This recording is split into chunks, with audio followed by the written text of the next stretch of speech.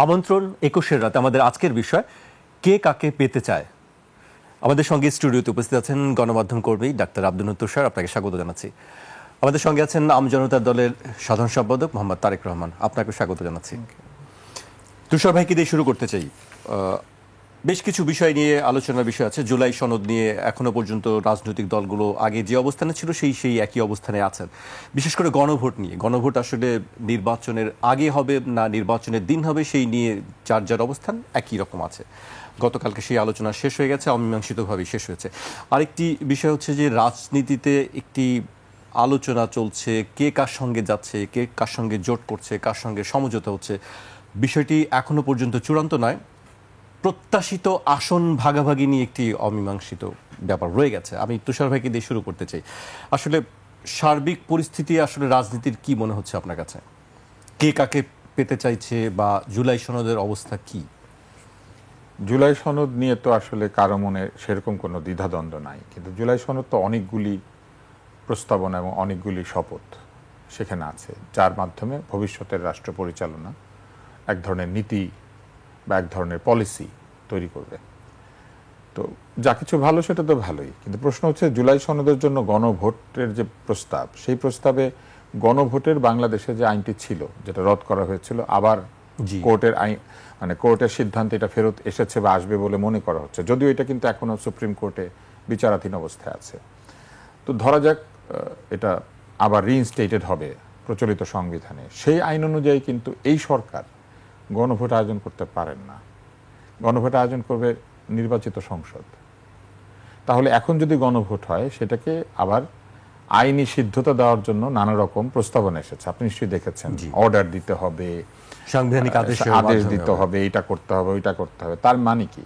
তার মানে তারা নিজেরাও বুঝতে পারছেন যে এটা করতে গেলে তাদেরকে প্রচলিত গণভোটের যে আইন, যেটি সংসদে ছিল সেই বা সংবিধানে ছিল, সেই আইনের অধীনে নয়, তাদেরকে এখন করতে গেলে অথবা নির্বাচনের দিন করতে গেলে তাদেরকে অন্য কোনো পথে এটা করতে হবে, এবং সেইটার আইন সিদ্ধতা তারা খুঁজছেন। আমি দেখেছি, আমি তো আর এইসব জায়গায় দাওয়াত পাই না, আমাদের মতামত শুধুমাত্র জাকির আপনার কাছে গুরুত্বপূর্ণ, বিশেষজ্ঞ প্যানেল আছে সেখানে, কিন্তু সেখানে তারা যে আলোচনা করেন, এবং সেখানে আমি দেখেছি যে যারা আইনের লোক, যারা এই গণভোট সংক্রান্ত দেন দরবারের মধ্যে আছেন, তারাও কিন্তু নানান কথা বলেছেন যে এটা এইভাবে হবে, ওইভাবে হবে, ওইভাবে হবে। প্রশ্ন হচ্ছে, যেটা করার জন্য আপনাকে এত ঘুরপ্যাচ করতে হয়, সেটা না করে সংসদে বলে দিলেই হয় যে সংসদ নির্বাচনের পরে যে দল নির্বাচিত হবে বা যারা নির্বাচিত হবেন তারা তখন গণভোট আয়োজন করবেন। এইটা বাধ্যতামূলকভাবে আগেই করতে হবে, এখনই করতে হবে, এই চাপ সৃষ্টি করার একটাই কারণ হতে পারে, এই সনদের বাস্তবায়ন করা কিংবা এই সনদকে আইনি সিদ্ধতা দেওয়া অথবা যে কোনো কারণেই হোক, এইখানে ভিন্ন ভিন্ন পক্ষের সনদের প্রতি এক ধরনের শ্রদ্ধা ভালোবাসা ছাড়াও রাজনৈতিক উদ্দেশ্য আছে। এবং এই কারণে আমি মনে করি যে সংসদ সদস্যরা যদি আলোচনা করে গণভোটে যান, তাহলে এটা সবচেয়ে গ্রহণযোগ্য হবে। তাতে করে সংবিধানের যে নিয়ম, সেটাও অসুবিধা হয় না, আবার গণভোটও হয়, আবার জুলাই সনদও বাস্তবায়িত হয়। আর যে নির্বাচনটা হচ্ছে জুলাই সনদের সরকারকে দিয়ে, যে নির্বাচনে যারা অংশ নিচ্ছেন তারা সকলেই জুলাই সনদের পক্ষে, তাহলে সংসদ তো জুলাই সনদের পক্ষের লোকজনই করবেন। এবং সেই পক্ষের লোকজন যদি সংসদে গিয়ে সেটা না করেন, তাহলে বলছে যে এটা 3 জোটের রূপরেখার সাথে যেরকম বেইমানি হয়েছিল, সেরকম যদি কেউ বেইমানি করে, তাহলে দেখেন এরা সবাই জুলাই সনদের পক্ষে, কিন্তু একজন আরেকজনকে বিশ্বাস করে না। মনে করে যে বড় দল হয়ে যাবে, যে সরকার করবে, সে বেইমানি করবে। তার মানে মনের ভেতরে তারা একে অন্যকে বেইমান মনে করেন। সন্দেহ ওইটাই তো বেইমান মনে করা। আমি যদি আপনাকে সন্দেহ করি, কি সন্দেহ করব?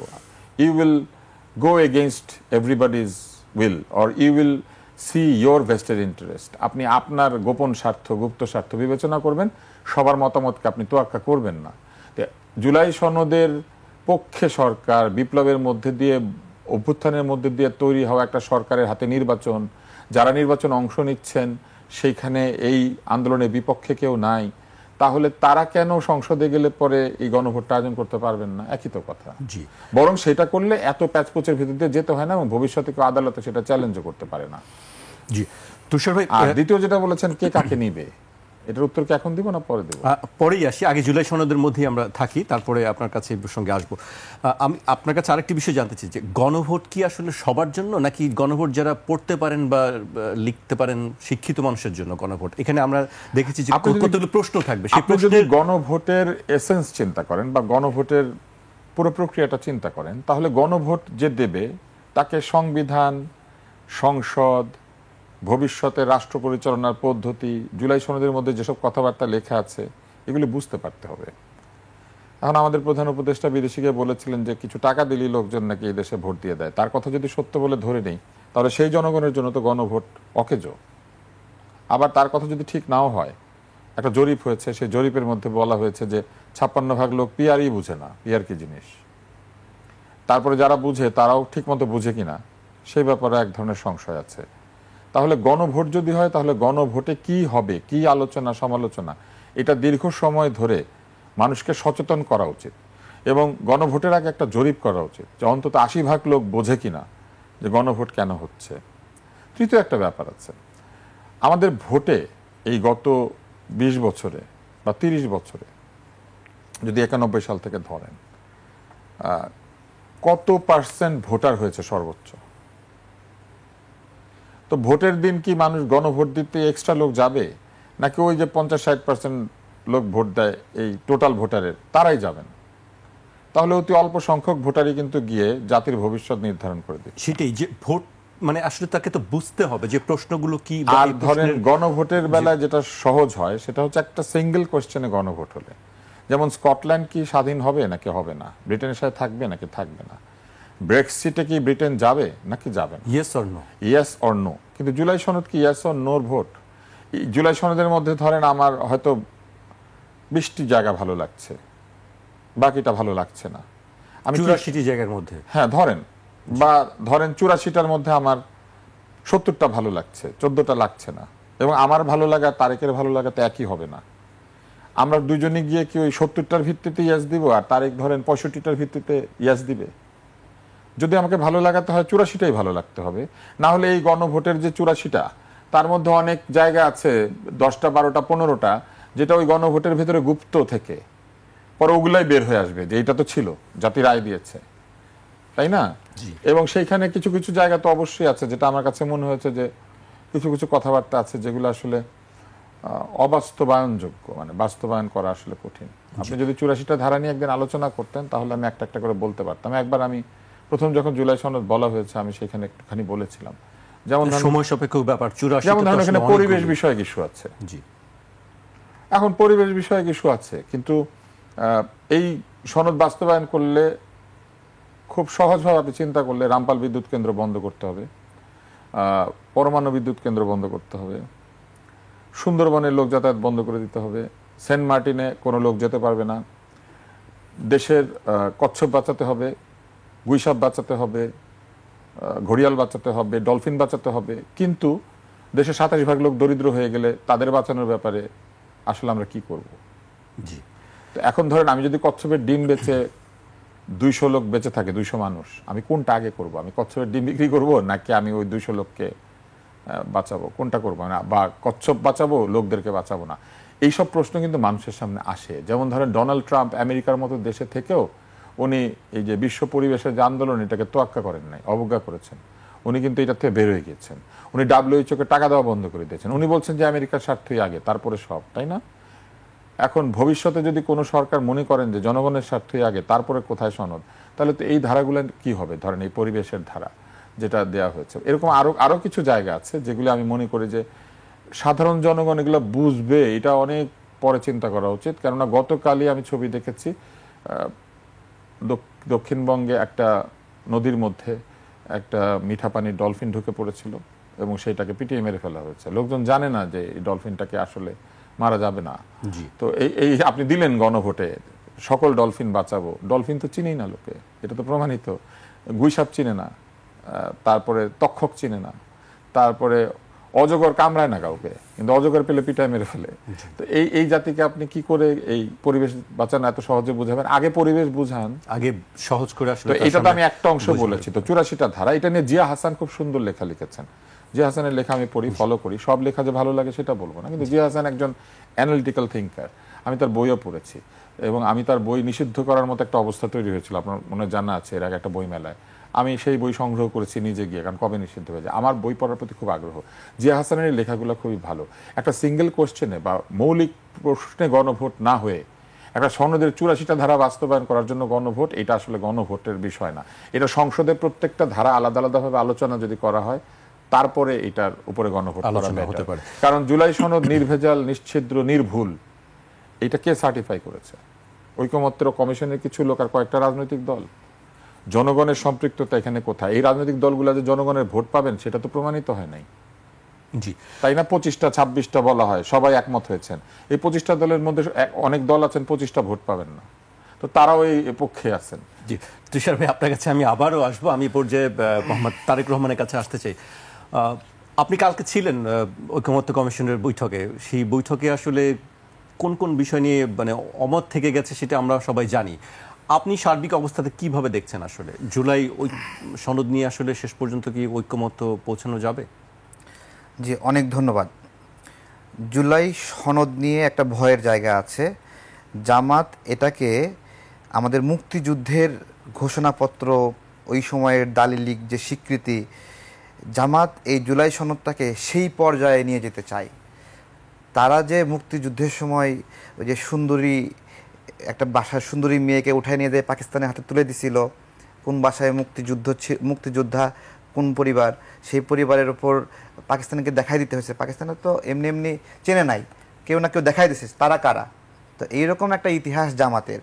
ওই ইতিহাসটা ভোলার জন্য জামাত এটাকে একটা নতুন বাংলাদেশ, নতুন আইন, নতুন সনদ বিশাল করে উদযাপন করতে চায়। এবং তার জন্য কি প্রয়োজন? তার জন্য একটা স্পেশাল ভোট প্রয়োজন।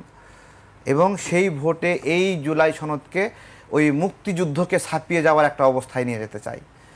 এইখানেই হলো মূল সংকটের জায়গাটা, আমার কাছে এটা অবজারভেশন। তো ঘুরে ফিরে এবং তাদের যখন সকল রাজনৈতিক দল একমত হয়ে যাচ্ছে যে নির্বাচন এবং গণভোট একসাথে, তখন তাদের ওই যে স্বপ্ন মুক্তিযুদ্ধকে ছাপিয়ে নিয়ে যাবে জুলাই সনদকে, ওই স্বপ্নটা নিভে যাচ্ছে, ওরা ফিউজ হয়ে যাচ্ছে আস্তে আস্তে। এখানেই মূল সমস্যাটা। এবং আমার কাছে যেটা মনে হয় যে এই জুলাই সনদের জন্য আলাদা গণভোটের বিষয়ে ভারত জামাতকে পিছন থেকে কলকাঠি নাড়ছে, যে বলে দিচ্ছে যে গণভোট আগে নিলে তোমাদের জন্য ভালো হবে, এইরকম একটা বিষয়। তো বিষয় হলো যে এই সংস্কার কমিশনের অনেক বিষয়েই তো বিএনপির দ্বিমত আছে, নোট অফ ডিসেন্ট আছে। বিষয় বেসিক্যালি আমার কাছে মনে হয়েছে এই সংস্কার কমিশনটা জামাত এনসিপি দাবি আদায় কমিশন। ঐকমত্য কমিশনটা, হ্যাঁ হ্যাঁ, যে ওরা এই দাবি করবে, সেই সব বিষয়ে সবাই একমত হবে, দ্বিমত হবে, নোট অফ ডিসেন্ট দেবে, এইরকম। তো এই জায়গা থেকে তারা এই জুলাই সনদটাকে এইভাবে দেখাবে যে এই জুলাই সনদে বিএনপি যেহেতু অনেক বিষয়ে দ্বিমত করেছে, সুতরাং এই জুলাই সনদের গণভোটে পাশ হওয়া মানে বিএনপিরও পরাজয়, এইরকম একটা মানে চিন্তা। ওরা তো এটা বলে যে জুলাই সনদে কে কি নোট অফ ডিসেন্ট দিয়েছে জাতি তো জানে, তাদের বিরুদ্ধে সেই বিষয়গুলোতে রায় হওয়া মানে তাদের পরাজয়। তো এই ধরনের অনেকগুলো কেমিস্ট্রি কাজ করছে। কিন্তু আমার চিন্তা যে জায়গায়, গত 3-4 মাসে জামাত কিন্তু আওয়ামী লীগের বিরুদ্ধে কোনো বক্তব্য দেয়নি। কেন দেয়নি? আওয়ামী লীগ তাদের অনেকগুলো লোকে ফাঁসি দিছে না, তারপর দেয় না কেন? ঘটনা কি ঘটছে? বিচার এবং সংস্কার নিয়ে আলোচনা কিন্তু শুরু করেছেন কে কার, ঠিক আছে, ওখান থেকে কে কাকে পেতে চায়। এই গণভোটের মাধ্যমে জামাত আওয়ামী লীগকে মানে হলো পুনর্বাসন করতে চায়। কিভাবে আমি আপনাকে বলি, ধরেন সাধারণ যে নির্বাচন, আমি একজন প্রার্থী, আমার এলাকায় আমি 10 লাখ 20 লাখ 50 লাখ টাকা ব্যয় করার জন্য একটা প্রস্তুতি নেব, বা একজন রাজনীতিবিদ প্রস্তুতি নেবে। এবং সেই জন্য কি হয় ভোটের ক্ষেত্রে, যে একবারে শেষ মুহূর্তে মানে জনপ্রতিনিধিরা চেষ্টা করে মানুষজনকে রিক্সা ভাড়া দিয়ে হলেও যেন ভোট কেন্দ্রে নিতে পারে, তাই না? আমার প্রশ্ন হলো, এই গণভোটের ক্ষেত্রে নাগরিকদেরকে এই রিক্সা ভাড়াটা কে দিবে? এই গণভোটেও ওই প্রার্থীরা যারা যেভাবে মানুষকে ভোট কেন্দ্রে নিত, এই রাজনীতিবিদরাই নাগরিকদেরকে ওইভাবে রিক্সা ভাড়া দিয়ে খাওয়ায় টাওয়ায় নাগরিকদেরকে খুশি করে ভোট কেন্দ্রে নেবে? তা কিন্তু নিচ্ছে না গণভোটের ক্ষেত্রে। কারণ তাদের এমনি ভোটেও কি থাকছে রিক্সা নেওয়ার বিষয়টি? না, এটা তো স্বাভাবিকভাবে নাগরিকদের ভোট কেন্দ্রে নেওয়ার জন্য যত ধরনের তোষামদি খুশি করার একটা রাজনৈতিক তৎপরতা থাকেই, কিন্তু গণভোটে সেটা হচ্ছে না। তার মানে কি হচ্ছে, এই গণভোটে যদি আওয়ামী লীগ চায় যে আমরা এই গণভোটে অংশ নেব এবং লেটস সে নো, তাই না? এবং সেই জায়গায় গণভোটে ধরেন 20% ভোট পড়ছে এবং তার মধ্যে যদি কোনোভাবে 11% ভোট পড়ে নো, তারপর দিন থেকে তো একটা লিগ্যাল এস্টাবলিশমেন্ট হয়ে যাবে যে আওয়ামী লীগকে এত মানুষ ভালোবাসে, সুতরাং আওয়ামী লীগকে কেউ নিষিদ্ধ করতে পারবে না এবং সুযোগ নাই। তাই তো হচ্ছে। শুধু তাই না, ধরেন এই গণভোটে আমি আসলে গণভোটটাই চাইনি আসলে, যে এই ধরনের গণভোট। এবং আপনার হলো ধরেন সামনে যে গণভোটটা তারা চাচ্ছে, এই গণভোটে আপনার হলো আপনারা চাইছেন না, আমজনতার দল গণভোট চাইছেন না? আমি বলছি 51% মানুষ চাইলো যে জুলাই সনদ হয়ে যাক নাকি, আর 49% মানুষ চাইলো জুলাই সনদ না হোক। ভালো করে বোঝেন, এই 49% মানুষ যখন জানবে আমরা 49% মানুষ, তো তারা তো ঐক্যবদ্ধভাবে যে কোনো কিছু করতে পারবে। অর্থাৎ গণভোটটা একটা আত্মহত্যা, ঠিক আছে? আমার কাছে যেটা মনে হয় গণভোট একটা আত্মহত্যা। তারপরেও এটা আত্মহত্যা হবে না কখন? আত্মহত্যা হবে না যদি গণভোট এবং জাতীয় সংসদ নির্বাচন একসঙ্গে হয়, তাহলে এটা আত্মহত্যা হবে না। কারণ জাতীয় সংসদ নির্বাচনের মাধ্যমে জনগণ যে যার মতো করে জনপ্রতিনিধি বানাই ফেলবে, ফলে গণভোট সেই সকল জনপ্রতিনিধিকে হারানোর সক্ষমতা রাখে না। একটা সিদ্ধান্ত হয়েছে জুলাই সনদ হবে বা হবে না, বা যা কিছু একটা হবে, কিন্তু সরকার তো বানায় যাবে একটা, জনগণ বানাই ফেলবে একটা। সেই জন্যই আমরা বলছিলাম যে গণভোট এবং জুলাই সনদ একসাথে এই বিষয়ে বা নির্বাচন একসঙ্গে হোক। কিন্তু জামাত এমন একটা শক্তি যাদের রক্তের গ্রুপ হলো নেগেটিভ, এবং এই নেগেটিভ রক্তের গ্রুপের কেউ কখনো রাজা হতে পারে না। এবং এই জন্য এরা সারা জীবন অস্থিতিশীল থাকবে, যে কোনো সময় ঝড়ে যদি বগ মরে, ওরা সারাক্ষণ শুধু ঝড় চাইবে, ঝড় আরও ঝড় হোক, আরও ঝড় হোক। এই ঝড়ে করতে করতে ঠাস করে বসে যাবে, এরকম একটা তাদের প্ল্যান আছে, ঠিক আছে? তো এইটাই বসে যাওয়ার কথা বলছে। হ্যাঁ, ওরা দেখেন এখন জামাত যে পরিমাণে পাওয়ার এক্সারসাইজ করতেছে, সুযোগ সুবিধা নিচ্ছে, ভিসি বানানো, ডিসি বানানো, বিভিন্ন ক্ষেত্রে নিচ্ছে, ঠিক আছে? নির্বাচন হলে কি এটা পারতো তারা? হ্যাঁ পারতো। নির্বাচনে পরাজিত হলে পারতো ঢাকা বিশ্ববিদ্যালয়ের ভিসি জামাত থেকে দিতে, রাজশাহী বিশ্ববিদ্যালয়ের ভিসি জামাত থেকে, চট্টগ্রাম বিশ্ববিদ্যালয় দিতে পারতো না। তো এই জন্যই তো ওরা চাই আরেকটু যদি বেশি সময় পাওয়া যায়, আরেকটু যদি শক্তি অর্জন করা যায়, এই ধান্দায় থেকে ওরা গণভোটে চাচ্ছে। এবং গণভোটে অবভিয়াসলি আপনার হলো সবাই এর পক্ষে ভোট দেবে না।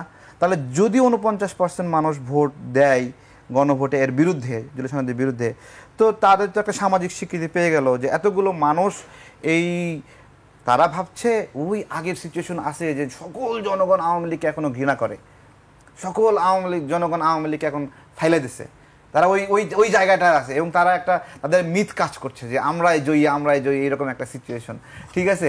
এবং ওখানে যে লোকগুলো আছে সংস্কার কমিশন, আমরা যারা বসছি, আমাদের সংগঠনের এত ব্যক্তি নাই, ঠিক আছে? কিন্তু ওখানে বসলে আমার মনে হয় পার্লামেন্টের মেম্বার হয়ে গেছি, ঠিক আছে?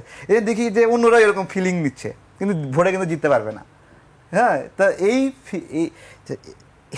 এই মানুষগুলো তো জনগণের প্রতিনিধি না।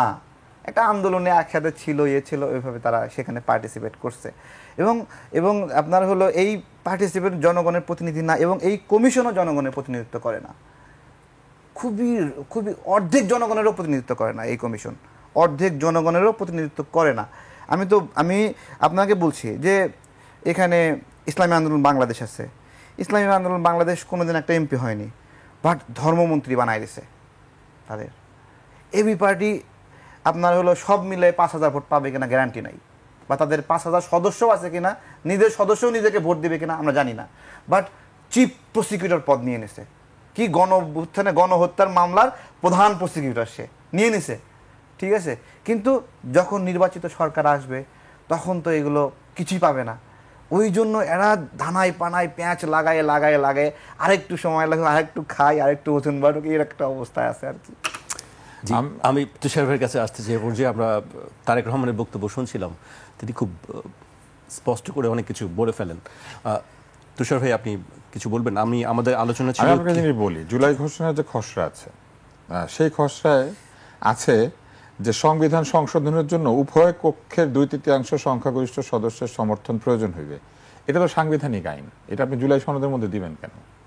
তাই না? মানে আপনি সংবিধান বদলাবেন, কি বদলাবেন এটা আপনি গণভোটে দিয়েছেন খুব ভালো কথা, দিয়ে বলছেন তত্ত্বাবধায়ক সরকার ব্যবস্থা অনুচ্ছেদ হিসেবে সংবিধানে যুক্ত হবে। এটা তো অলরেডি কোর্ট রায় দিয়েছে, এটার জন্য আমাকে গণভোটে যাইতে হবে কেন? কোর্ট তো অলরেডি বলেছে যে এটা রেজিস্ট্রেটেড হয়েছে।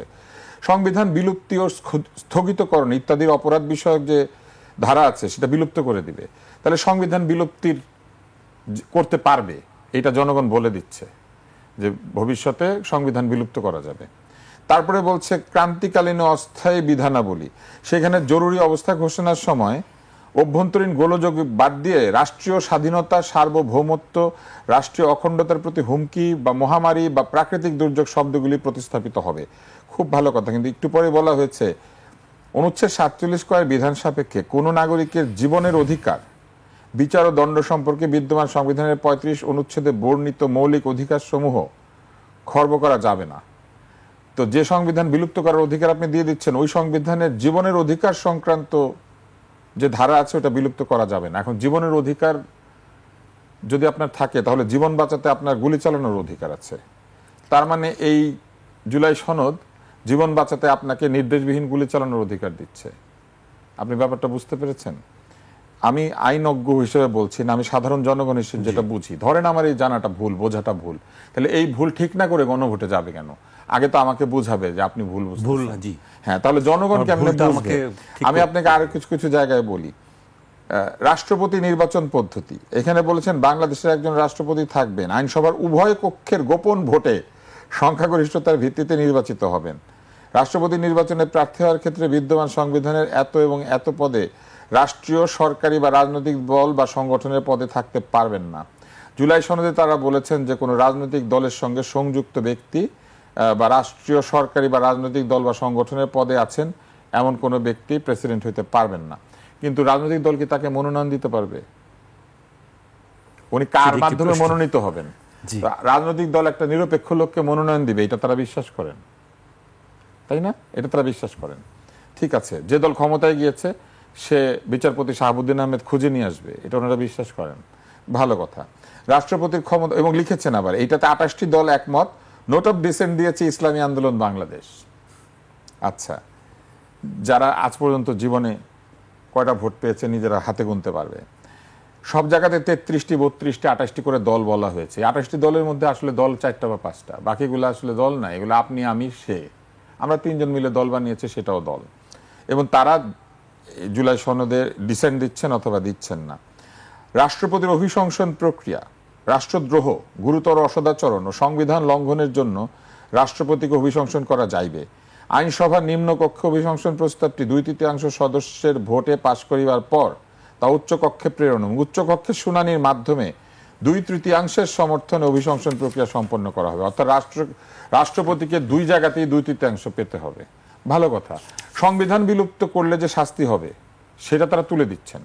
সংবিধানের বিরুদ্ধে অপরাধ করলে যে শাস্তি হবে সেটা সংবিধান থেকে তুলে দিচ্ছেন। কিন্তু রাষ্ট্রপতি রাষ্ট্রদ্রোহ করলে তাকে শাস্তি দিবেন। সংবিধানের উপর উল্টাপাল্টা হাত দেওয়া তাহলে রাষ্ট্রদ্রোহ না। শুধু রাষ্ট্রপতি রাষ্ট্রদ্রোহ করতে পারবেন। কেমনে করবেন? রাষ্ট্রপতি তো একটি সাংবিধানিক পদ, এবং সেই পদে যিনি আছেন তিনি সংবিধানের অধীনেই কাজ করবেন। তিনি যদি সংবিধান লঙ্ঘন করেন তাইলে সেটা রাষ্ট্রদ্রোহ হবে, তাই তো? জি। কিন্তু তিনি সংবিধান লঙ্ঘন করলে তো ওই আইন বিলুপ্ত করা হয়েছে 7-এর কম, তার মানে রাষ্ট্রপতির জন্য আলাদা একটা আইন করা হয়েছে। আমরা সংবিধান নিয়ে নাড়াচাড়া করতে পারবো, উল্টাপাল্টা বলতে পারবো, আমাদের কোনো শাস্তি হবে না। কিন্তু রাষ্ট্রপতি যদি করে তার অভিশংসন করে দেবে, তার চাকরি নট হয়ে যাবে। তার মানে সাধারণ জনতার জন্য আইন একটা, রাষ্ট্রপতির আইন আরেকটা। কিন্তু সংবিধানের বেলায় রাষ্ট্রপতিকেও সাধারণ জনতা হিসেবে গণ্য করতে হবে। রাষ্ট্রপতি হয়েছেন সংবিধান রক্ষা করার জন্য। অতএব উনি যদি আইনে যান তাহলে সাধারণ জনগণের যা অধিকার ওনারও তাই অধিকার। এইভাবে বিবেচনা করতে হবে সংবিধানের প্রশ্নে, কারণ সংবিধান হচ্ছে সর্বোচ্চ আইন। এরকম অনেক অনেক জায়গা আছে যেগুলির এত বিরাট ব্যাখ্যা আছে। এই ব্যাখ্যা পড়ে এই 84তে কে নোট অফ ডিসেন্ট দিয়েছে, কে দেয় নাই, আমি একটা বড় আলোচনা যেতে পারবো। আমি শুধু কয়েকটা আপনাদেরকে বললাম। তো এই যে সুপ্রিম কোর্টের বিকেন্দ্রীকরণ রাষ্ট্রপতির অনুমোদন ক্রমে বিভিন্ন জায়গাতে সুপ্রিম কোর্টের স্থায়ী আসন হবে, সার্কিট বেঞ্চ প্রতিষ্ঠা করা যাবে। আপনার মনে আছে এটা এরশাদ সাহেব করেছিলেন। এরশাদ স্বৈরাচার, কিন্তু বিকেন্দ্রীকরণটা ঠিক আছে, আমি কিন্তু এটা বিপক্ষে না। কিন্তু আমার প্রশ্ন হচ্ছে এরশাদ সাহেবের দল কি এটার পক্ষে থাকবে? বা তারা কি এটাতে রায় দিয়েছেন যে তারা এটাতে নোট অফ ডিসেন্ট দেন নাই অথবা দিয়েছেন? আমরা জানি না, কারণ এখানে তো নাম লেখে নাই 31টি দল, 32টি দল, 28টি দল এইভাবে বলেছে। আমি এটা আরেকবার পড়লাম, কারণ এত বিরাট, এটা মনে রাখা মানুষের জন্য খুব কঠিন। ফলে জুলাই সনদের পক্ষেই এই প্রতিটি ধারা নিয়ে আলোচনা জনগণের হয়ে আমি মনে করি সংসদে হওয়া উচিত, এবং সংসদেই তারা নোট অফ ডিসেন্ট দিবেন, এবং সংসদে যারা যাবে তারাই আসলে নোট অফ ডিসেন্ট দেওয়ার উপযুক্ত। দল বানিয়ে নিয়ে ওখানে হাজির হয়েছি, চা নাস্তা খেয়েছি। যেমন আমি নাম ধরেই বলি, একটা দল আছে জুনায়েদ সাকি, অনেক ভালো আলোচনা করেন, কিন্তু উনি কি সংসদে যেতে পারবেন যদি ওনারা কেউ সিট না ছাড়ে? পারবেন না। কিন্তু উনি সংবিধান বদলে দিচ্ছেন। তাহলে এই সংবিধান উনি যতটুকু বুঝেন, আমার ধারণা আমি এবং তারেকও ততটুকু বুঝি। আমাদের মতামত আমরা কিভাবে দিব? এখানে তো আমাদেরও ডিসেন্ট আছে অথবা অ্যাসেন্ট আছে। এটা কিভাবে দিব? এটা দেওয়ার একটাই উপায় হচ্ছে আমাদের ভোটের প্রতিনিধিকে পাঠানো। আমাদের ভোটের প্রতিনিধি গিয়ে যদি আলোচনা করে, আমরা ফিল করবো যে আমি যাকে ভোট দিয়েছি সে গিয়ে আলোচনা করছে। কিন্তু এখন তো যারা আলোচনা করছেন আমরা তো তাদেরকে ভোট দেই নাই। ভবিষ্যতে ভোট দেওয়ার সুযোগ পেলে দিব। ঘটনাটা কি করবে? হয় আগে করবে, আগে করলে কিন্তু ভোট যারা পায় নাই তারাই এটা বদলালো, জুলাই সনদ বাস্তবায়ন করলো। আর যদি ইলেকশনের দিন করে, তাহলে আমি যাকে ভোট দিব একই সাথে আমাকে হ্যাঁ বলে আসতে হচ্ছে। আপনি আমাকে একই সাথে হ্যাঁ বলতে বাধ্য করবেন কেন? আমি এই আলোচনাটা দেখতে চাই। সংসদে 6 মাস ধরে আলোচনা হবে, সবাই আলোচনা করবে, প্রতিটি ধারা নিয়ে, প্রতিটি এই জুলাই সনদের প্রস্তাব নিয়ে আলাদা আলাদা আলোচনা হবে। এটা আরো রিফাইন্ড হবে, এবং তারপরে জুলাই সনদ বাস্তবায়িত হবে। এই বাস্তবায়নের ক্ষেত্রে কারো আপত্তি নাই। কিন্তু এই যে প্রক্রিয়াটা, ঘর বন্ধ করে নিজেরা আলোচনা করে, আমরা তো জানি না, আমরা পত্রিকা যতটুকু পড়ি, ইন্টারনেটে যতটুকু দেখি, একটা বিচার টেলিভাইজড হইতে পারে। তাহলে জুলাই সনদ নিয়ে আলোচনাটা তারা টেলিভাইজ করেন না কেন? বিচার দেখা বেশি জরুরি, নাকি বাংলাদেশের ভবিষ্যৎ কি হবে, কি আইনের ভিত্তিতে বাংলাদেশ চলবে, কে উপরে যাবে কে যাবে না, সেটা কোনটা জরুরি? আসলে আমি তো মনে করি এটা বেশি জরুরি, কারণ এটার উপরে আগামী 50 বা 100 বছরে বাংলাদেশের তরুণরা কিভাবে দেশটা শাসন করবে, কোন নীতিমালার অধীনে যাবে, কি দিকে, কোন দিকে তারা নজর রাখবে, সেইগুলি এখানে থাকা উচিত। আরেকটা জিনিস বলেন তো, এত টেকনোলজি, এত কিছু, এত কথা আছে, এই জুলাই সনদের টেকনোলজির বিষয়ে কি বলা আছে? একটু আপনি আমাকে বলবেন। এটা আমি শুনিনি, আমি পাইনি। আপনি যেরকম বলছিলেন যে আসলে আপনি দেখেছেন সংবাদ মাধ্যমে বা অনলাইনে পড়ে, আমি দেখিনি সেরকম। এখন পুরো পৃথিবী ইন্ডাস্ট্রিয়াল রেভলিউশনের দিকে যাচ্ছে। জাকির, এই ইন্ডাস্ট্রিয়াল রেভলিউশনে যা কিছু ঘটবে সবই কি আমাদের জন্য ভালো? পরিবেশ নিয়ে এত কথা বলে, তাহলে আমি এই সনদের বিষয়ে বলতে চাই। হ্যাঁ, ভবিষ্যতে অ্যাপ্রোপ্রিয়েট টেকনোলজি, এটা যদি আমরা গ্রহণ না করি, আমরা যদি বিদেশিদের চাপিয়ে দেওয়া টেকনোলজি নিতে শুরু করি, সেটা কি সার্বভৌমত্বের লঙ্ঘন না? বিদেশিদের প্রেসক্রিপশনে যদি দেশ চালাতে শুরু করি, সেটা সার্বভৌমত্বের লঙ্ঘন না? এটা হলে কি হবে? এখানে কোথাও আছে যে বিদেশি রাষ্ট্রের প্রেসক্রিপশন কেউ নিয়েছে, এটা দেখলে পরে তাকে বাধা দেওয়া হবে? সার্বভৌমত্ব কিভাবে লঙ্ঘিত হয়? সার্বভৌমত্ব কেউ এসে দেশ দখল করে? সার্বভৌমত্ব লঙ্ঘিত হয় যখন আমরা মাথা নত করে বিদেশি রাষ্ট্রের নির্দেশ, আদেশ, উপদেশ, ধমক, এগুলির ভিত্তিতে আমরা ইয়াস বলে আসি আর এখানে সেগুলো করার চেষ্টা করি, অথবা এখানে গিয়ে ইয়াস বলে আসি, দূতাবাসে ঘুরেফেরা করি। তুষার ভাই, আমাকে এই পর্যায়ে আমি কিছু দেখিনি, টেকনোলজির বিষয়ে আমি দেখিনি, নিশ্চয়ই তারেক রহমান বলতে পারবেন। আমি বিরতিতে যাচ্ছি। দর্শক, একটি বিরতি নিচ্ছি, বিরতির পর আবারও ফিরবে 21 রাতে, আমাদের সঙ্গেই থাকুন।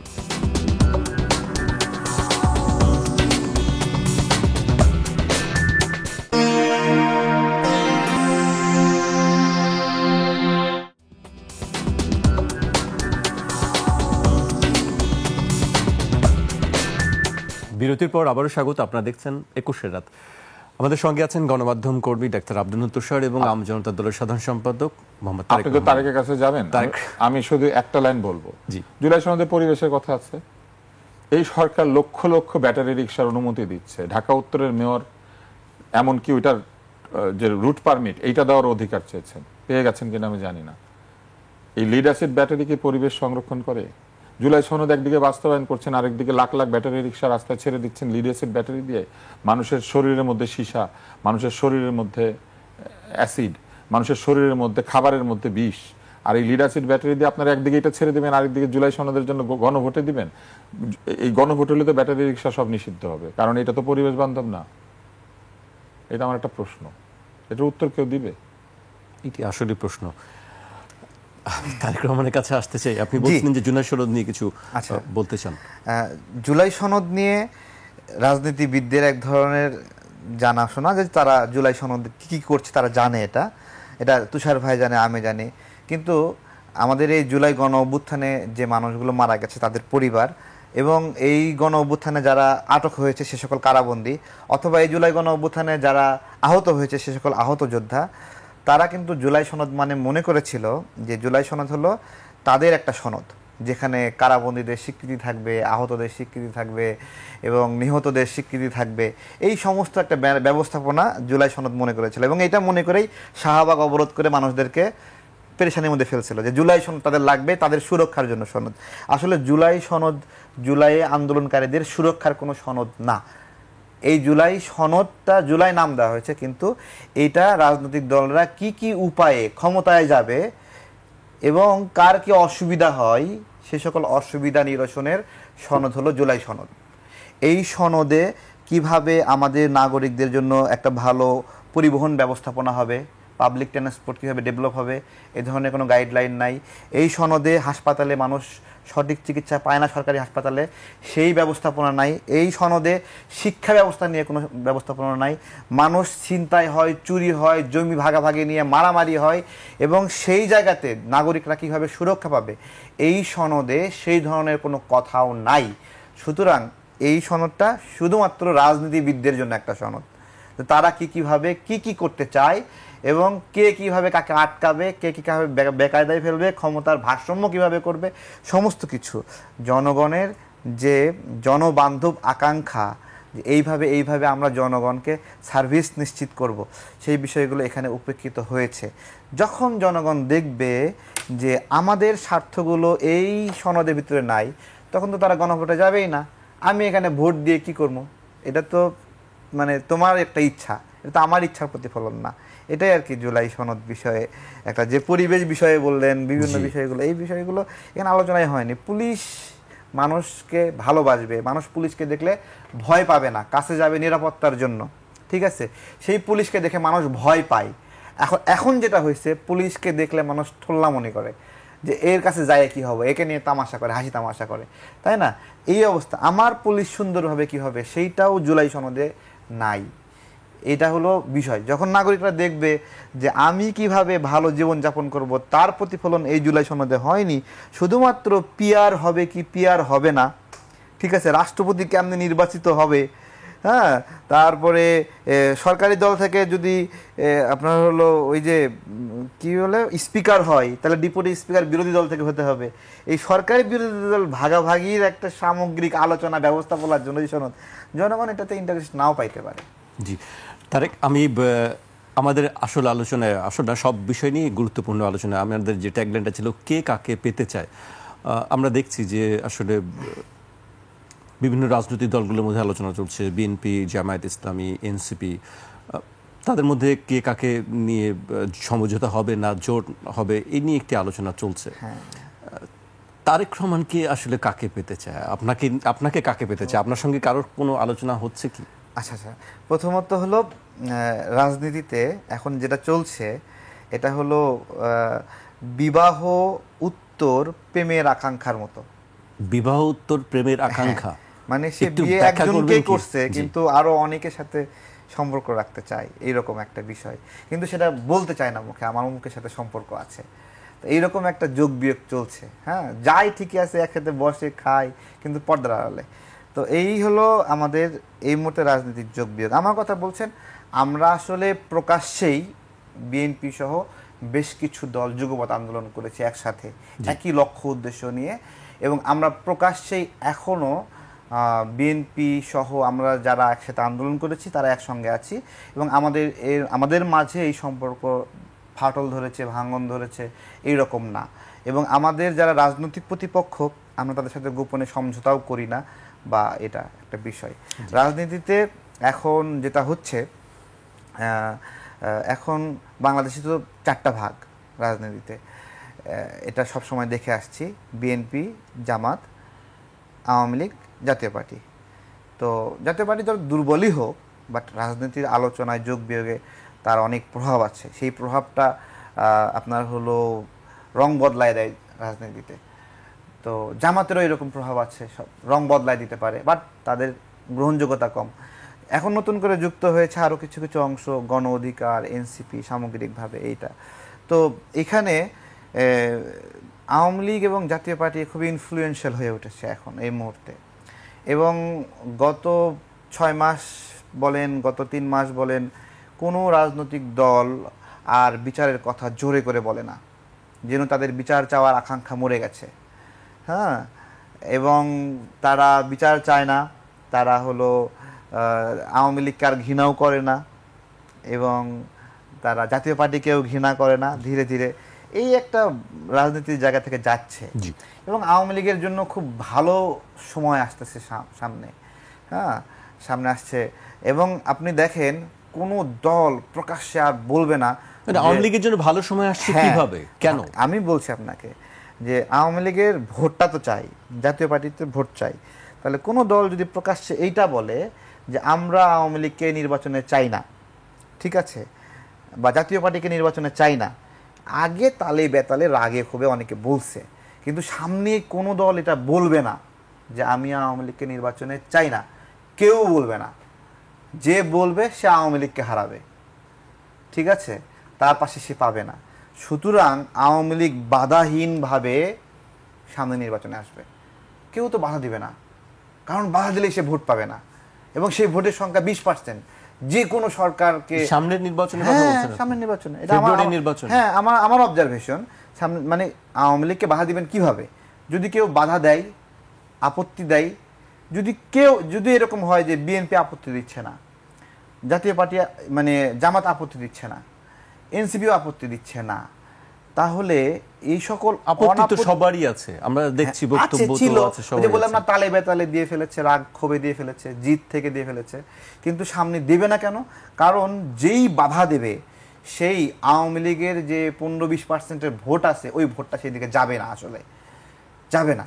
ওই ভোটটা পাওয়ার আকাঙ্ক্ষা থেকে সে আওয়ামী লীগ নিষিদ্ধ চাইবে না, বলবে না এটাও মুখ দিয়া যে আওয়ামী লীগ ভোটে আসতে দেব না। ভোটের হিসাবের জন্য আপনি বলছেন? হ্যাঁ, দেব না, সে বলবেই না, তাকে বোম মাইরেও বলাতে পারবেন না। এবং যখন সে বাধাহীন থাকবে, তখন তো ইলেকশন কমিশনের ওর কি জ্বর সর্দি হয়েছে নাকি যে সে নিজ থেকে বলবে আমি তাকে বাদ রাখি? জি,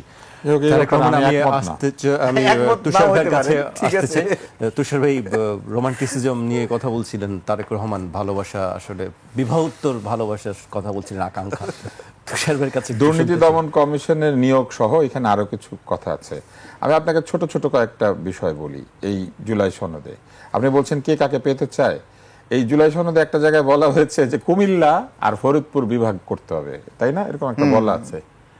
আপনি একটা গণভোটে ফেলবেন, আপনি 2টা বিভাগ বানাবেন, ভবিষ্যতে আরো বিভাগ তৈরি হতে গেলে কি ওটা গণভোটে যাবে? এটা একটা হাস্যকর প্রস্তাব না? কুমিল্লা বিভাগ হয়েছে, ফরিদপুর বিভাগ হচ্ছে, ধরেন ভবিষ্যতে আরেকটা বিভাগ হতে পারে, আরো বিভাগ হতে পারে। বাংলাদেশ তার প্রশাসনিক প্রয়োজনে বিভাগ সৃষ্টি করতে চাইলে জুলাই সনদ নিয়ে বিস্তারিত আলোচনার দাবি রাখে বিরাট। আপনি দেখেন এই ধরনের বিষয়কে তারা গণভোটে ফেলে দিয়েছেন।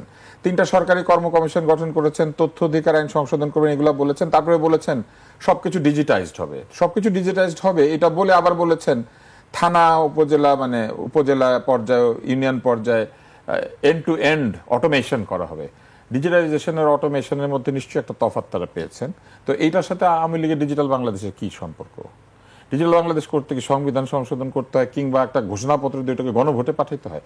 এটি আমি বলেছি যে অ্যাপ্রোপ্রিয়েট টেকনোলজি সরকার, রাষ্ট্র, সংসদে আলোচনা করে যেটা প্রয়োজন সেটা নিবেন, সেটা না হলে নিবেন না।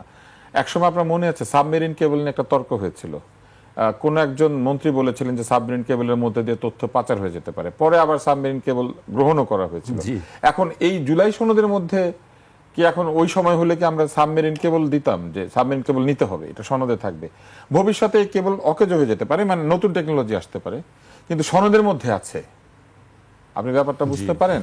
আপনি যদি সনদে এইভাবে টেকনোলজি নির্দিষ্ট করে দেন, কুমিল্লার ফরিদপুরকে বিভাগ বানাতেই হবে এটা বলে দেন, তাহলে ভবিষ্যতে মনে করেন আমরা ঠিক করলাম যে কুমিল্লার ফরিদপুর ভেঙে আরো 2টা বিভাগ বানাবো, ওই জন্য গণভোট করব?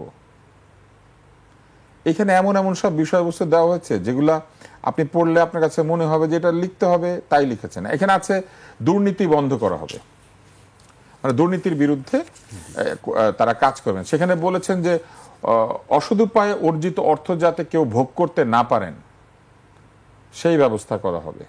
তো দুর্নীতির শাস্তি কি? দুর্নীতির শাস্তি তো হচ্ছে অসদুপায় অর্থ যাতে তারা ভোগ করতে না পারেন সেটার ব্যবস্থা করা।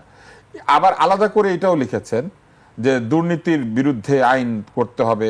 আবার দুর্নীতি দমন কমিশনকে নিজে নিজে ধারা তৈরি করার অধিকারও দিতে চেয়েছেন। এখানেও ডিসেন্ট আছে।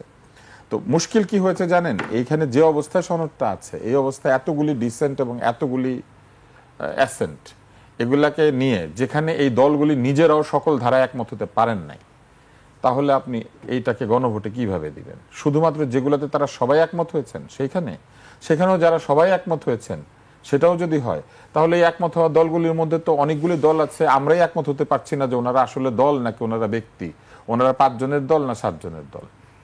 তো এই অবস্থায় কি এটা এইভাবে যাওয়া উচিত? আমার প্রস্তাব খুব সহজ, অবশ্যই গণভোট হতে পারে। এই সনদের প্রতিটি ধারা নিয়ে সংসদে আলোচনা হবে। ঐকমত্য কমিশন যেহেতু অঙ্গীকারে সাইন করেছেন এই দলগুলিকে, তারা জুলাই সনদ বাস্তবায়ন করবেন, অতএব তারা বাস্তবায়ন করবেন। কিন্তু বাস্তবায়নের আগে যে দলগুলি সংসদে যাবে সেই দলগুলি আমাদের হয়ে সংসদে আমাদের ভোটের মর্যাদা রক্ষা করার জন্য জনগণের মতামত নিয়ে তারা সেখানে আলোচনা করবেন, তর্ক করবেন, তারপরে বাস্তবায়িত করবেন। এইবার আপনি কে কাকে পেতে চায় বলছেন, আমি তারেকের সঙ্গে একমত না। আওয়ামী লীগ যদি নির্বাচনে আসে তাহলে তো আওয়ামী লীগের ভোটাররা আওয়ামী লীগকেই ভোট দিবে, তারা কি আরেকটা দলে ভোট দিবে? তা দিবে না। ফলে আওয়ামী লীগ নির্বাচনে আসুক, এটা কেউ চান না। তারেক কোন জায়গাটা আপত্তি করেছেন আমি সেটা বলি। কেউ আওয়ামী লীগের বিরুদ্ধে কথা বলবে না। কেন বলবে না? বললে যদি আওয়ামী লীগ নাই কিন্তু আওয়ামী লীগের ভোটারদের ভোটটা তারা হারায়, কারণ তারা মনে করে যে মানে প্রকাশ্যে কেউ আওয়ামী লীগের শত্রু হতে চাইবে না, এটা সে বলার চেষ্টা করে। ভিতরে ভিতরে বলবে আওয়ামী লীগ চাই না, না ভিতরে ভিতরে না, তারা হয়তো একটা ব্যবস্থা করবে, চাপ সৃষ্টি করবে। হ্যাঁ, কিন্তু তারেক আসলে এইটা বোঝাতে চেয়েছেন, তারেক বোঝাতে পারেন নাই আমার কাছে মনে হয়েছে পুরোপুরি। ও যেটা বোঝাতে চেয়েছে যে এখন যদি আপনি অনেক গালিগালাজ করেন তাহলে আওয়ামী লীগ যে 20% ভোটার দল পাচ্ছে না এখন ভোট দেওয়ার জন্য, মার্কাটাও নাই নৌকা, তাহলে কাকে দিবে? তো তাকেই দিবে যে আওয়ামী লীগকে কম গালি দিয়েছে। এই জন্য সে বলতে চাইছে যে প্রকাশ্যে আওয়ামী লীগকে গালিগালাজ করা দলগুলি কমিয়ে দিবে। সেটা হতে পারে, সেটা তাদের রাজনৈতিক কৌশল। এত বড় একটা দল, এতগুলি ভোটার আছে, কিন্তু সমস্যাটা অন্যখানে। এই 20% ভোটারকে তো আপনি ভোট দিতে দিচ্ছেন না। ধরেন কেউ ভোট দিল না, তাহলে আপনি শুরুতেই 20% ভোটারকে ভোট না দিতে দিয়ে আপনি একটা নির্বাচন আয়োজন করছেন, এটাই তো ব্যাপার। তাহলে 20% ভোটকে আপনি ভোট মনে করছেন না, কিন্তু টোটাল ভোটে 2% পেলে তাকে আপনি 6টা আসন দিবেন। জি, তাইলে 2% ভোট পাইয়া কেউ সংসদে 6টা আসন পাবে, আর 20% ভোটার ভোট দিল না কারণ তাদের মার্কা নাই। এইটা একটা স্ববিরোধী জায়গা। এই জন্য পিয়ার পদ্ধতি ভালো না। জিতেন ভাই, জিতা আইসা ওখানে আলোচনা করে পিয়ার বানান, আমাদের কোনো আপত্তি নেই। আমি যে বললাম জিতা আইসা, এটা কি ভাষা? এটা হচ্ছে কথ্য ভাষা। এখন কথ্য ভাষা কেন বলেছি? এটা এই জন্য বলেছি যে রাজনীতির 2টা জায়গা আছে। একটা রাজনীতির কথ্য ভাষা, আরেকটা হচ্ছে রাজনীতির প্রকৃত ভাষা। রাজনীতির প্রকৃত ভাষা হচ্ছে পলিসি মেকিং, আর রাজনীতির কথ্য ভাষা হচ্ছে যারা যেটা বুঝ দিতে পারো তারা সেটা দিয়ে বুঝ দিয়ে দাও। তো এই বুঝ দেওয়ার পলিসি না করে তাদের প্রথমে যেটা করা উচিত, সত্যিকারের পলিসি মানুষকে বোঝানো উচিত, এবং এই পলিসির দীর্ঘমেয়াদে কি প্রতিক্রিয়া হতে পারে এটা নিয়ে প্রকাশ্যে আলোচনার ব্যবস্থা করতে পারা উচিত। প্রকাশ্যে আলোচনা হবে, সবাই মতামত দেবেন, মানুষ দেখবে, সচেতন হবে। প্রয়োজনে 1 বছর পরে গণভোট হবে, কিন্তু এই 1 বছরে মানুষ সচেতন হবে। তাহলে মানুষ নিজেরা সিদ্ধান্ত নিতে পারবে। একজন রিক্সাওয়ালা, একজন মুটে মজুর, একজন লঞ্চের কর্মচারী, তারা সিদ্ধান্তটা নিতে পারবেন। তারা কিন্তু এই আলোচনা প্রক্রিয়ার মধ্যে নাই, তারা পত্রিকা পড়েন না, তারা ইন্টারনেটে বসে থাকেন না, তারা কে আলী রিয়াজ, কে তারেক আর কে আব্দুল নূর এটা তারা জানে না। এখন আসেন কেন এই দলে লোকজন নিতে চায় কেন জানেন? আওয়ামী লীগের সাথে 14টা দল ছিল না, আমরা 4-5টার নাম জানি, বাকিগুলো জানি না। এরকম আমরা 14 দল, 18 দল, 22 দল আমরা দেখে এসেছি। আমার মনে আছে এরশাদের পক্ষে যাওয়ার জন্য একটা কম্বাইন্ড অপোজিশন পার্টি হয়েছিল, কপ তৈরি করে রব সাহেব নির্বাচন করেছিলেন। আমাদের মনে আছে কপের মধ্যে কারা ছিল? মনে থাকে না এগুলো। এই দলগুলোর কোনো ইম্প্যাক্ট নাই। এই আলোচনার মধ্যে ঢুকে তারা 31টা, 32টা, 28টা, 26টা দল হিসেবে নিজেদেরকে পরিচয় দিচ্ছেন। এই দলগুলো দলই তো হয় নাই। এই দলগুলো জীবনে জনগণের কোনো মতামত পায় নাই। একটা জনসভা করলে 10,000 লোক এক জায়গায় করতে পারবে না। এদেরকে দল হিসেবে স্বীকার করছেন কাগজে কলমে। এই হিসেবে এই কাগজে কলমের দল ডিসাইড করবে আগামীতে সংবিধান কি হবে, রাষ্ট্র কি হবে, এটা ডিসাইড করবে সংসদ, ভোট। এবং এইখানে এই যে কে কাকে নিতে চায় এটা এসেছে শুধুমাত্র ওই দল বাড়ানোর জন্য, দেখানোর জন্য। আমার দলে অনেকজন আছে, জাতি আমার পক্ষে আছে। এই সংখ্যার রাজনীতিটা দলের সংখ্যা দিয়ে না, ভোটের সংখ্যা দিয়ে বিবেচনা করা উচিত। আপনি সংখ্যাগরিষ্ঠ ভোট পান, আপনার সব কথা আমরা মেনে নেব, কিন্তু আপনি 32 দল এটা বলতে আসলে আমরা মানবো না, কারণ আপনার 32 দলে আপনি হচ্ছেন 1 লাখ আর বাকি 31 জন হচ্ছে টোটাল বাকি 31 দল। জি, আমরা একেবারে শেষ পর্যায়ে চলে এসেছি। আমি তারেক রহমানকে দিয়ে শেষ করতে চাই। আপনি বলছিলেন যে সংস্কার এবং বিচারের বিষয় নিয়ে আসলে কারোর কোনো তেমন আগ্রহ দেখছেন না। আসলে বিষয়টি কি সত্যি নাকি এটি আপনার বলার জন্য বলা? সংস্কার ও বিচারের বিষয়ে আগ্রহ আসছে না, এটা তো আমরা যে বিচার প্রক্রিয়া চলছে, সাক্ষী নিচ্ছে, তো এইখানে বিচারিক প্রক্রিয়াটাই আমার কাছে এটা সঠিক না। ঠিক আছে, দেখেন আইজিপি মামুনকে বিচারের কাঠগড়ায় দাঁড় করানো হয়েছে। সে দুর্ভাগ্যবশত পালাতে পারে না এই দেশ থেকে। তাকে কিন্তু রাজসাক্ষী বানানো হয়েছে। রাজসাক্ষীটা বানানো হয়েছে ল ল্যাব নামে একটা আইনি প্রতিষ্ঠান তাকে সেবা দিচ্ছে, তাকে পরামর্শ দিয়েছে আপনি রাজসাক্ষী হন। রাজসাক্ষী হলে কি হবে, আপনি মাপ পাবেন। তার মানে ল ল্যাব শিখাই দিচ্ছে যে আইজিপি মামুন কীভাবে মাপ পাবে সেই উপায়, তাই না? ল ল্যাবকে আইজিপি মামুন পে করছে। এখন ল ল্যাবটা কার? শিশির মনির সাহেবের, জামাতে ইসলামের আইনজীবী। সে আসামির হয়ে হলো আইনি লড়াই করছে, আবার আসামি পক্ষে আর বাদী পক্ষে হলো তাজুল ইসলাম, নাকি? তাজুল ইসলাম ভাইকে এবি পার্টির। আচ্ছা, তাজুল ইসলাম ভাই আরও পরিচয় কি, যে উনি যুদ্ধ অপরাধী যে মামলা, সেই মামলায় আসামি পক্ষের আইনজীবী ছিলেন। তো অদ্ভুতভাবে আসামি পক্ষের আইনজীবী এখন রাষ্ট্রপক্ষের আইনজীবী হয়ে গেছে। এবং আবার এখানে উনি তো জামাতের পরিচয়, উনিও জামাতের, মানে রাষ্ট্রপক্ষ জামাতের, আসামি পক্ষও জামাতের। ঠিক আছে, আর বিচারক সেও কোনো একটা পক্ষের, অবশ্য আওয়ামী লীগের পক্ষের না, নাকি? তা এই হলো আমাদের এই বিচারিক প্রক্রিয়া, যে সাপ হয়ে কামড় দেবে আবার ওঝা হয়ে ঝাড়বে। এই হলো আমাদের বিচারিক প্রক্রিয়ায় সামগ্রিকভাবে চলছে, যেখানে যার গুলিতে মানুষটা মারা গেছে সেই পরিবার মামলা করছে, যে গুলি করছে সে বাদে সবার নাম আছে এই লিস্টে, সবার নাম ঢুকাই দিছে। কীভাবে প্রমাণ করবেন যে একজনের গুলিতে মারা গেছে? আপনি যে 150 জনের নাম দিলেন, এই 150 জনকে আপনি কীভাবে খুনি প্রমাণিত করবেন?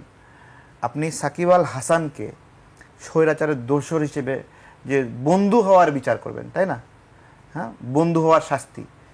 খারাপের বন্ধু হইছো কেন তুমি, এই জন্য তোমার শাস্তি। কিন্তু খারাপ যে খুন করছে তাকে আপনি শাস্তি দিতে পারতেছেন না। সারা বাংলাদেশে যতগুলো হত্যা হয়েছে মামলা, এই হত্যাগুলোতে শেখ হাসিনা আদেশ করছে, ওবায়দুল কাদের আদেশ করেছে, অথবা পুলিশ প্রধান আদেশ করেছে, র্যাবের প্রধান আদেশ করেছে, বিজিবি প্রধান আদেশ করেছে, এবং আদেশ বাস্তবায়ন করেছে কে? পুলিশ, র্যাব, বিজিবি, নাকি? আচ্ছা, এই আদেশটা তো আপনার হলো ধরেন বগুড়াতে শাহজাহানপুর উপজেলার আওয়ামী লীগের নেতা দেয় নাই, সে দিয়েছে নাকি?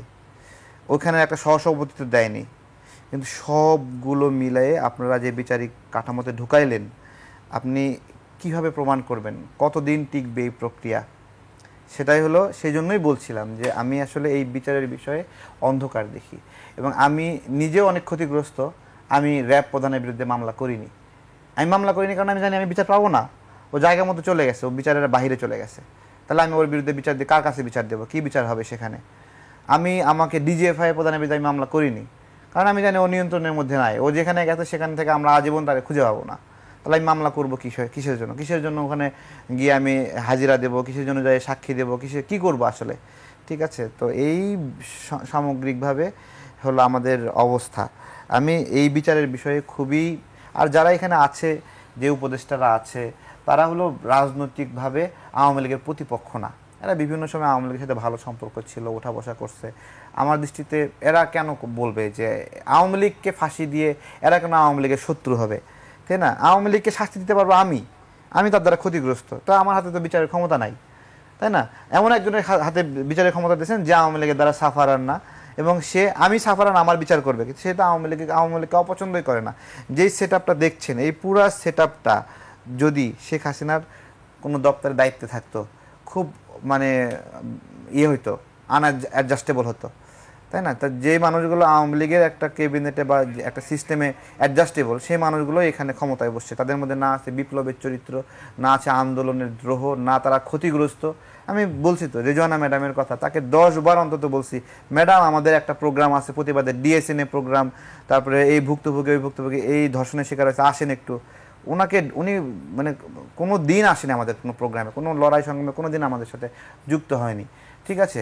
এমনকি ওনার হাজবেন্ড যে আপনার হলো গুম হয়েছিল বা ডিজেপের হয়েছিল, উনি ওই ঘটনায় একটা জিডিও করেন নাই। তার মানে কি, ওনার আওয়ামী লীগের বিরুদ্ধে লড়াইয়ের কোনো ইতিহাস নাই, এই সরকারের উপদেষ্টা হয়ে গেছেন। তা সেই ব্যক্তিকে বলছেন সে আওয়ামী লীগের গণহত্যার বিচার করবে, আমি এটা বিশ্বাস করি না। জি, আজকে আমাকে এখানেই শেষ করতে হচ্ছে। আপনাদের দুজনকে অনেক ধন্যবাদ আমাদেরকে সময় দেওয়ার জন্য। দর্শক, আজ এখানেই শেষ করছি। আপনারা জানেন আমাদের শুক্র এবং শনিবার প্রচারিত হয় না, আবার দেখা হবে রোববার ঠিক 12টায়। ছুটির দিনটি ভালো কাটুক।